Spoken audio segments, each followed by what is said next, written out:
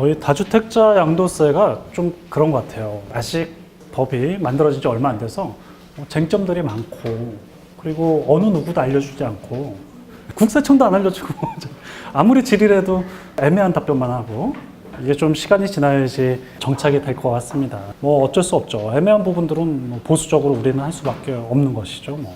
그래서 이제 이런 것들이 나올 때마다 이제 제가 여러분들과 커뮤니케이션하는 좀 채널이 필요할 것 같은데, 개인적인 전화라든가 이런 게 받기가 상당히 좀 힘들더라고요. 왜냐면 강의 중에 전화도 받기 힘들고, 그래서 너무너무 죄송스럽고 그런 경우가 많아서, 그래서 이제 전화는 전화로 받지는 않고, 그래서 카페라든가 이런 데 통해서 질문을 해주시면 궁금하신 거, 또 오늘 책에 관련된 거, 그러시면 제가 일정한 기간 내에 답변을 영상 편지로 해드리는 걸로. 글씨도 읽기 힘들어요. 제가 이렇게 다 찍어가지고 여러분들께 바로 앞에서 말씀드리듯이 안내를 해드리도록 하겠습니다. 많은 분들이 보기에. 그러기 위해서 제가 최근에 하는 여러 가지 말씀드리면, 저희 사무소에 이 스튜디오를 이렇게 만들었어요. 전문 스튜디오. 그냥 스튜디오 아니고 전문 스튜디오. 인테리어 공사 완전 싹 했습니다. 방음 시설, 그리고 흡음 시설까지 촬영을 그때마다 하고, 지금 이 9.13 이것도 9.13 대책이 나오자마자 이틀 만에 촬영해서 유튜브에 공개를 했습니다. 공개했죠. 그렇게 하고, 이런 식으로 가장 발빠르게 여러분들께 이렇게 보실 수 있도록 하도록 하고요. 요즘의 트렌드가 여러분 그렇잖아요. 요즘의 트렌드는 뭔가 유튜브, 동영상이죠. 그래서 이런 거를 좀 제가 제작을 많이 하는데, 제작하게 되는 동기가 예전에 제가 4년, 5년 전까지만 하더라도 우리 직원 교육 있잖아요. 직원 교육을 제가 직접 다 시켰어요. 왜냐하면 경력직 직원한테 하라고 하면 또 바쁘니까 못하게 되죠. 그러니까 신입 직원이 계속 안착을 못 하더라고요. 그래서 제가 직접, 내가 시켜야겠다 해서 오전, 오후로 나눠가지고 신입 직원 들어오면 일 아무것도 안 시키고, 오전에는 제가 이제 프로젝트 쏘면서 더 좋은 키고 세무사랑 키고 이렇게 다 교재를 만들었어요. 교재를 거의 한 700페이지까지 실무 교재를 만들어서 3개월 과정으로. 그래서 오전 저랑 계속 있습니다. 소파에 계속 있고 앞에 보고, 오후에는 제가 과제를 내줘요. 그렇게 해서 그렇게 3개월 동안 하니까 이 직원이 진짜 거의 2년차 이상 수준으로 대단해요. 그래서 실력이 참 이렇게 좋아서. 그런데 한 가지 단점이 있더라고요. 단점이 저랑 사이가 안 좋아져요. 그래서 6개월 있다 나가. 이렇게 한 3번 겪으니까 안 되겠다. 원래 그러잖아요. 우리 친한 사이일수록 뭐 가르쳐주면 안 된다는 거. 그래서 그걸 깨닫고 그 다음부터 절대 이렇게 가르쳐주지 말아야겠다. 그러니까 얘기를 하면 안 되겠다. 그래도 이제 교육을 시켜야 되잖아요. 그래서 이렇게 영상을 통해서 얘기해줘야겠다. 우리 직원한테 교육시킬 목적으로 영상을 제작하기 시작했습니다. 그래서 우리 직원한테 링크 걸어주죠. 만나지도 않고. 그래서 이거 보라고. 그래서 링크를 이렇게 걸어주고, 그 5분짜리로, 5분 특강이라고 해서, 5분 실무 특강이라고 해서 이렇게 만들었더니 아주 효과가 좋아요. 이거를 링크를 걸어줬더니 이거를 한 5번 들으라. 여기서도 5번 들으라고 했는데 그걸 상담을 하더라고요. 한 6개월 정도밖에 안 됐는데. 그래서 이제 우리 이 뜻을 같이 하는 세무사님, 회계사님, 또 노무사님 40분과 동영상을 한 1000개 찍어놨어요. 1000개 찍어서 이제 카페도 탑재하고 이러고 있고, 매년 이렇게 찍고 있습니다. 자, 그렇게 동영상이나 이런 것들을 통해서 이제 여러분들께 이 책에 관련된 여러 가지 보완할 점이라든가 또 추가로 나온 것들은 계속 이렇게 제공을 해드리도록 할 테니까 한번 관심을 가져주시고, 절대로 포기하지 마시고요. 요 끝까지 이제 해야 됩니다. 자, 이제 계속 보는데요. 285페이지 보겠습니다. 건설임대주택 사업자 있죠. 다목. 요약된 내용으로 보겠습니다. 거주자가 건설임대주택으로서 2채 이상을 임대하는 경우, 임대 개시 당시 기준시가 6억 이하, 그리고 7번 5년 이상 의무임대 후 양도하는 경우, 그리고 8번 2019년 2월 10일 이후부터 100분의 5를 초과하지 않는 주택입니다. 2019년 2월 10일 이후 주택 임대차를 체결하거나 기존 계약을 갱신하는 분부터 5% 적용을 합니다. 그리고 이 규정 역시 2018년 3월 31일까지 등록을 했었어야 되죠. 옆에 이렇게 또 한번 써주시죠. 4년 8년 건설 임대입니다. 즉 단기, 장기 건설 임대입니다. 이것과 한 세트는 바가 한 세트입니다. 가나다라 마바에서 바. 역시 마찬가지로 8년 장기 건설 임대주택을 바목으로 뺐어요. 289페이지 보시면요.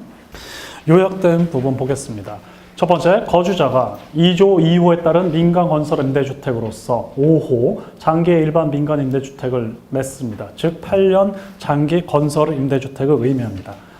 자, 이렇게 두 채 이상을 8년 이상 임대를 한다면 또 100분의 5를 초과하지 않는다면 중과 배제를 해줍니다. 즉 8년 임대 채우고 후에 양도라면 중과 배제가 됩니다. 여기에 봤더니 단서 조항이 없어요. 단서 조항이 뭐죠? 9.13 부동산 대책 2018년 9월 14일 이후 새롭게 취득한 조정 대상 지역에 취득한 주택은 제외한다. 없죠. 얘는 단서 조항이 없이 지금 취득한 것도 해줍니다. 결론, 8년 건설 장기 일반 민간 임대주택은 여전히 중과 배제를 해준다. 자, 이제 가나다라 마바 완벽하게 정리했습니다. 290페이지 보겠습니다. 지금 보고 있는 게 3주택 중과 배제되는, 양도하는 주택이 여기에 해당된다면 중과 배제되고 장특공제 해주는 그 규정 보고 있습니다.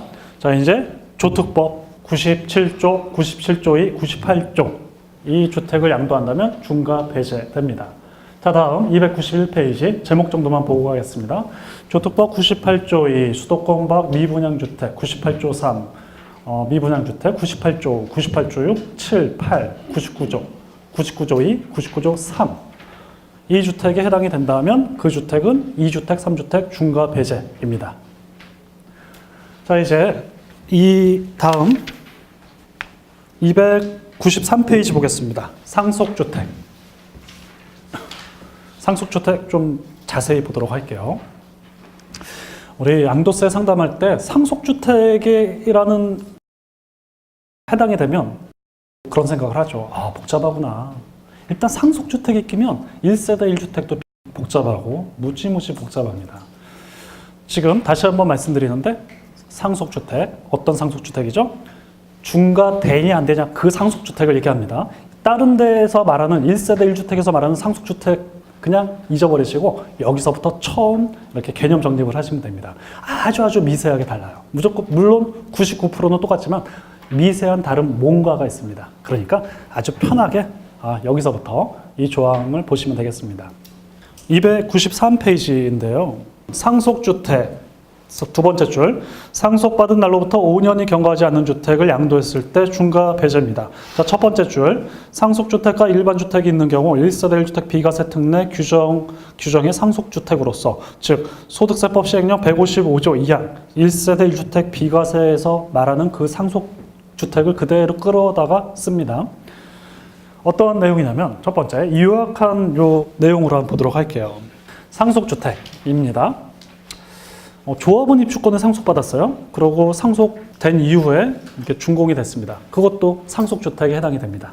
자, 두 번째, 피상속인이 상속 개시 당시 2주택, 2주택 이상을 소유한 경우에는 그 순위에 따른 하나의 주택만 상속주택으로 인정을 해줍니다. 자, 예를 들자면 상속주택을 5채를 받았어요. 내가 단독으로 5채를 상속받았습니다. 그 중에 하나만 중과 배제되는 법소정 상속주택입니다. 4채는 그냥 일반 주택이야. 아무것도 아니에요. 여기서 말하는 그 상속주택, 소득세법 시행령 167조의 3, 1항 7호에서 말하는 상속주택은 5채 중에 법소정 상속주택 하나만 의미합니다. 이거를 팔았을 때 중과인 거고요. 나머지 4채는 그냥 일반 주택입니다. 일반 주택, 중과입니다. 2주택 이상을 주택을 소유한 경우 순위에 따른 그 1주택만 상속주택으로 봅니다. 293페이지 그 박스 보겠습니다. 가운데 2번, 피상속인이 상속 개시 당시 2주택 이상을 소유한 경우에는 다음 각 호의 순위에 따른 그 1주택만 중과 배제되는 상속주택에 해당이 됩니다. 첫 번째, 피상속인의 소유기간이 가장 긴 1주택. 두 번째, 소유기간이 같다면 거주기간이 가장 긴 1주택. 뭐 이런 순서이겠죠. 자, 2단계, 그 다음에 세 번째 보겠습니다. 5채 중에 한 채 법소정 상속주택 또는 유일하게 한 채만 상속받았다고 치고 이 상속주택조차도 상속 개시 당시 동일 세대원이었다면 나하고 이렇게 역시 법소정 상속주택에 해당되지 않습니다. 중과 배제되지 않아요. 그냥 중과입니다. 아무것도 아닌 겁니다. 그러니까 동일 세대원인 상태에서 받은 그 상속주택은 여기서 말하는 중과 배제되는 상속주택이 아닙니다. 자, 여기까지 이제 2단계죠. 또 마지막 하나, 예외죠. 단 동거봉양을 위해서 요건을 갖춘 그 주택은 동일 세대원인 상태에서 상속받은 상속주택일지라도 상속주택으로 봐서 중과 배제를 해줍니다. 그러니까 이 상속주택이 왜 이렇게 까다롭냐면 예외가 있죠. 그 규정 293페이지에 그 정리를 해놓은 요 내용인데요. 이거를 보시면 되겠습니다. 조금 더 세부적으로 들어가면 293페이지 맨 밑에 단 동거봉양을 위해 요건을 갖춘 주택인데 그 요건이 뭐냐? 자, 맨 밑에 보겠습니다. 우리 직계존속 두 분 중에 한 분이 60세 이상으로서 1주택을 보유하고 있는 경우만 해당이 됩니다. 우리 부모님이 2주택이에요. 그러면 아무것도 아닙니다. 그냥 일반 주택이에요. 동거봉양 당시에 직계존속으로서 한 채만 있는 상태에서 합가를 해야 되는 거죠. 그래서 두 번째, 동거봉양하기 위해서 세대를 합침에 따라 2주택이 된 경우, 2주택 밑줄 쳐주시죠. 동거봉양했더니 3주택이에요. 그럼 탈락이죠. 그냥 있는 그대로 물리해서. 그래서 이것도 단 동거봉양을 위해서 요건을 갖춘 주택인데 이 요건이 몇 가지 까다로운 요건이 있다는 거. 3주택이면 안 되고 또 1주택 이상이면 안 되고 아주 세부적인 사항이 있습니다. 자, 이렇게 됐고요. 295페이지 보겠습니다. 294페이지 마지막으로 맨 아래 10번 일반주택 보겠습니다. 동그라미 1번 유일한 일반주택 중과배제 규정 5채인데 5채 중에 4채가 1번부터 여기 8번에 해당되는 주택입니다. 나머지 한 채만 남았어요. 이 유일한 1주택을 양도했을 때 중과배제인데요. 295페이지 보겠습니다. 동그라미 2번 의무임대기간 충족 전에 일반주택을 양도하는 경우에도 중과배제를 해줍니다. 자, 이렇게 됩니다. 5채 중에 4채를 8년 장기 임대주택으로 냈어요. 어제. 그리고 오늘 이 주택을 양도합니다. 그러면 이게 요건 갖춘 임대주택이라고 가정한다면 오늘 양도하면 유일한 1주택으로서 중과배제를 해줍니다. 사후관리해야죠. 얘를 의무임대기간 채워야 되죠. 그래서 의무임대기간이 누락이 되면 추징을 해야 돼요.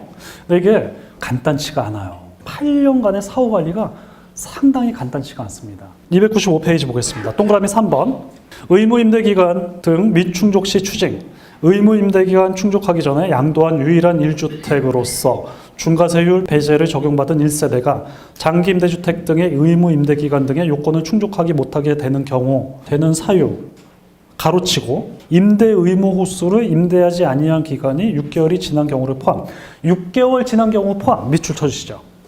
포함해서 추징하라는 얘기입니다. 의무임대기간 4년 또는 8년 약속해놓고 중과배제를 해줬는데 채우지 못했습니다. 그럼 당연히 2개월 안에 추징해야죠. 추징해야 됩니다. 여기에 공실 6개월이 넘은 것도 포함해서 추징해라. 절대로 6개월 이상 공실 두지 말라고 얘기해야죠. 그러니까 의무임대기간 등 요건을 충족하기 못하게 되는 그 사유 안에 뭐가 있냐면 6개월 이상 공실이라는 게 있다는 거죠. 6개월 이상 공실이다. 그러면 의무임대기가 충족하지 못했다는 사유에 속한다. 그러므로 추징해라. 이것도 함정이죠. 6개월 이상 공실로 절대로 하지 마십시오. 그래서 미리 좀 얘기를 해야 될 것 같아요. 만약에 이 얘기를 안 했다면 어떻게 될까요? 물론 책임은 없을 것 같아요. 그렇죠? 모든 걸 다 알려줄 수는 없잖아요. 우리가 신고 대행만 받았다면. 그런데 나중에 이제 원망을 들을 수 있죠. 세무사님 왜 그럼 이렇게 진작에 말씀 안 해주셨어요? 그렇죠? 이런 것들을 좀 미리 얘기해 줄 필요가 있을 것 같습니다. 공실 6개월이면 추징한다. 뭐 이런 또 함정이 있고요. 여기서 또 하나 우리 생각해보고 고민해야 될 게 있습니다. 어떤 거냐면 규정에는 이렇게 나와 있습니다. 5채 중에 4채를 가나다라 마바 그 중에 만약에 내가 3월 31일 전에 이 가항목에 따라서 8년 장기 임대주택을 냈습니다. 그리고 이제 오늘 양도한 이 주택을 유일한 1주택으로서 중과 배제를 받았어요. 이제 사후관리해야 되죠. 이 사후관리 안에 의무임대기간이 들어가 있는 거고 8년. 또 하나 가항목에서 탈락하면 안 되죠. 그 안에 뭐가 있죠? 5% 규정이 있죠. 5% 넘어가도 과거에 7년 전에 중과 배제 받은 게 소환될 수가 있습니다.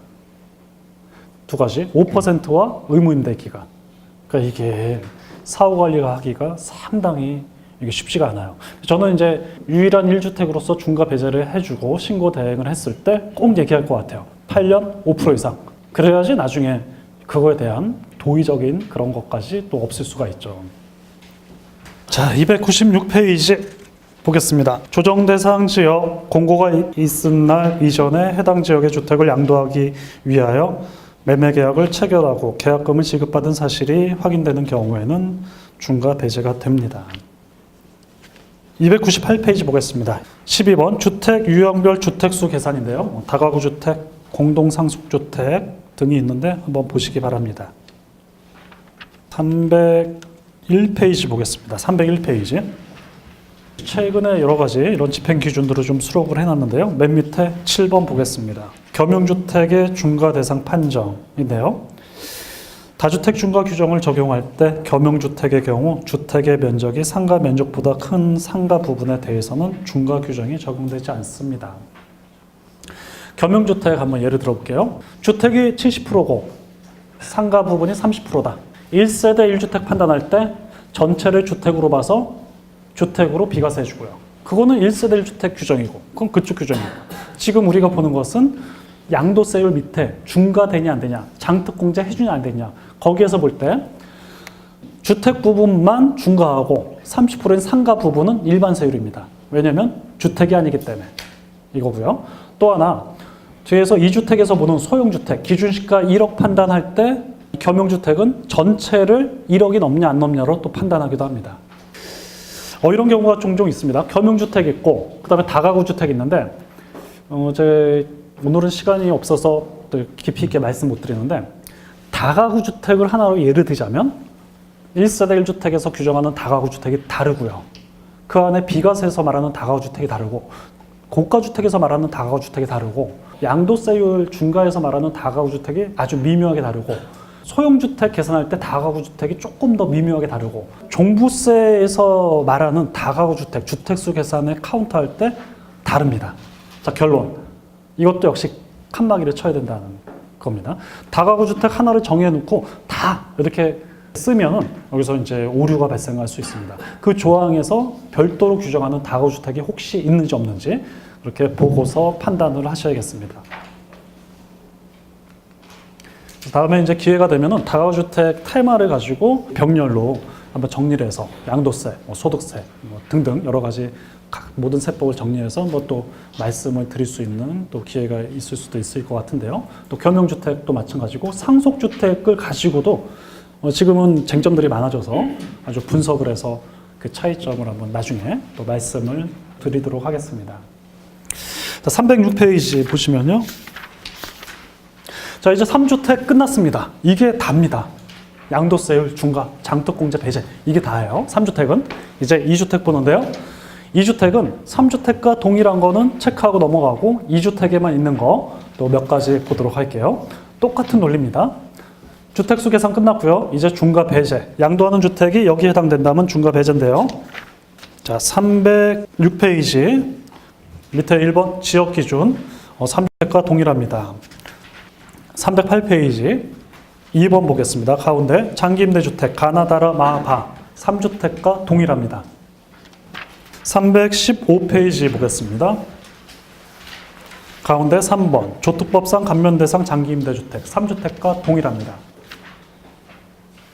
316페이지 4번 장기사원용 주택 3주택과 동일합니다. 5번 조특법상 미분양주택 등 3주택과 동일합니다. 318페이지요. 6번 문화재 주택 3주택과 동일합니다. 7번 상속주택 3주택과 동일합니다. 319페이지 8번 저당권 등으로 취득한 주택 3주택 동일하고요. 장기 가정 어린이집 3주택 동일합니다. 320페이지 10번 취약 근무 등 부득이한 사유로 취득한 주택 2주택에만 있습니다. 3주택에는 없어요. 취약 부득이한 사유로 취득한 주택이었는데 3주택이에요. 그냥 3주택 중과입니다. 2주택이었을 때 중과 배제를 해주는 거죠. 자, 요건을 보면은 첫 번째, 다음에 요건을 모두 충족하는 그 주택을 양도했을 때 2주택인 상태인 경우 중과 배제를 해주는데요. 첫 번째, 초등교육법에 따른 학교, 초등학교, 중학교는 제외고요. 고등학교 이상만 가능합니다. 직장의 변경, 정근 등으로 근무상의 형편으로 주택을 취득하는 경우 또는 1년 이상의 치료나 요양을 필요로 하는 질병의 치료 또는 요양 목적으로 주택을 취득한 경우 다른 시군, 군은 아니고요. 시군으로 주거로 이전하기 위해 이 목적으로 주택 취득한 그 1주택을 취득 후 1년 이상 거주하고 그리고 목적 달성하고 취약이면 졸업이죠. 요양이면 치료가 끝났죠. 그로부터 사유가 해소된 날로부터 3년 이내 양도한다면 2주택인 상태에서 양도한다면 중과 배제를 해주겠다. 이런 이제 내용입니다. 그러니까 예를 들자면 부산에서 살다가 학교 때문에 온 가족이 서울로 이사 왔어요. 서울에 집을 샀습니다. 부산에 집 한 채 있고 서울에 집 한 채 있죠. 1년 이상 거주하고요. 졸업했습니다. 졸업하고 3년 이내 서울 집을 팔면 중과 배제, 2주택 중과 배제 그렇습니다. 15번 일시적 1세대 2주택 규정 이거부터 보면서 말씀드리겠습니다. 2주택에만 있는 규정이에요. 자, 일시적 1세대 2주택 종전주택을 취득 후 3년 이내 양도하는 그 주택은 2주택인 상태에서 양도하는 그 주택은 중과 배제예요. 일시적 1세대 2주택. 자, 이 규정과 비교를 해야 되는 것은 1세대 1주택 비과세에서의 일시적 1세대 2주택 비과세 규정과 중과에서의 일시적 1세대 2주택 규정과 비교해야 됩니다. 자, 보면 완전히 다른 규정이라는 거. 다른 규정입니다. 예를 들자면 1세대 1주택 비과세 규정에서는 종전주택을 취득 후 1년이 지난 후 신규 주택을 취득하는 요건이 있습니다. 하지만 양도세 중과의 규정에 보면은 어디에도 이런 명문 규정이 없습니다. 즉 1년 요건 없다는 거죠. 한 달 후에 신규 주택을 취득했어도 종전주택을 3년 이내 양도하면 중과 배제입니다. 자, 그리고 두 번째, 조정 대상 지역 내 종전주택이 있는 상태에서 조정 대상 지역 내 신규 주택을 취득하는 경우 3년 이내 양도가 아니라 2년 이내 양도를 해야지 비과세 해주죠. 9.13 부동산 대책, 이쪽에서 이제 개정세법 볼 텐데 3년이 아니라 2년입니다. 9월 13일 이후에. 하지만 2주택 중과에서는 어디에도 이런 규정이 없습니다. 즉 2년짜리 없고 무조건 다 3년입니다. 3년 이내 양도하면 중과 배제. 그래서 이 차이가 이렇게 있습니다. 맨 밑에 박스 그 내용을 정리해 놨고요. 밑에 소형주택 중과 배제 2주택에만 있죠. 소형주택 중과 배제. 자, 오른쪽 보겠습니다. 323페이지. 주택의 양도 당시 기준시가의 산정 규정에 따라 기준시가 1억 원 이하인 주택. 그러나 도시 및 주거환경 정비법에 따른 정비구역에 지정 고시된 지역은 1억 이하여도 소형주택으로 보지 않고 그냥 중과입니다. 자, 요약된 내용 그 박스를 보도록 할게요. 소형주택 중과 양도 당시 주택의 기준시가 1억 원 이하 면적 상관없습니다. 면적 관계없고요. 여기서의 중요한 거 도정법 소규모 주택 정비특례법에 따른 시행구역에 소재한 그 주택은 1억 이하여도 중과. 또 하나 오피스텔은 중과입니다. 1억 이하여도 무조건. 여기서 말하는 오피스텔은 주거용이든 사무용이든 다 중과입니다. 자, 이러한 차이점이 있고요. 동그라미 2번 중과 배제되는 소형주택의 판단. 이 집행기준 내용 보도록 하면은요. 겸용주택을 판단을 해보면 주택 부분이 70%, 상가 부분이 30%입니다. 1억 기준 판단할 때 100%를 가지고 1억이 넘었냐 안 넘었냐 판단합니다. 소형주택 판단할 때는요. 전체 면적을 가지고요. 전체 금액을 가지고 지금 다가구 주택은 공동주택으로 보아서 소형주택 여부를 판단합니다. 즉 방이 10개면 10주택입니다. 10주택. 방 하나하나에 1억이 넘었냐 안 넘었냐 그렇게 판단을 하고요.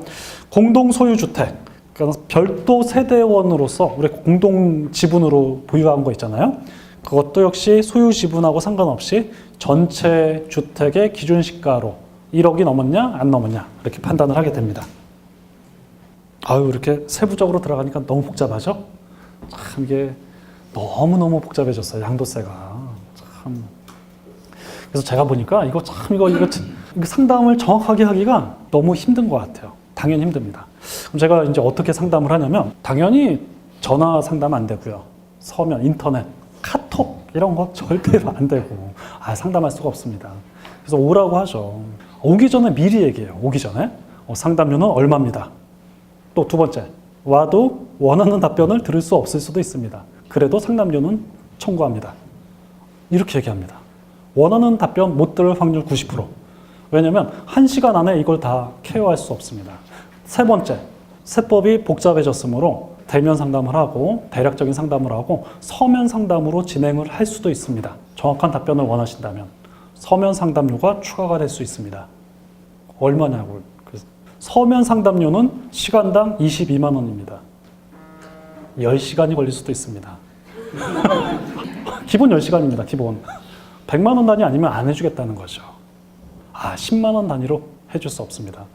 실제로 제가 이렇게 받아서 서면 상담 해주되 무한대로 합니다. 시간 무한대로. 그리고 정확히 카운터에서 청구하겠다고 동의하는 사람에 한해서 제대로 상담하자.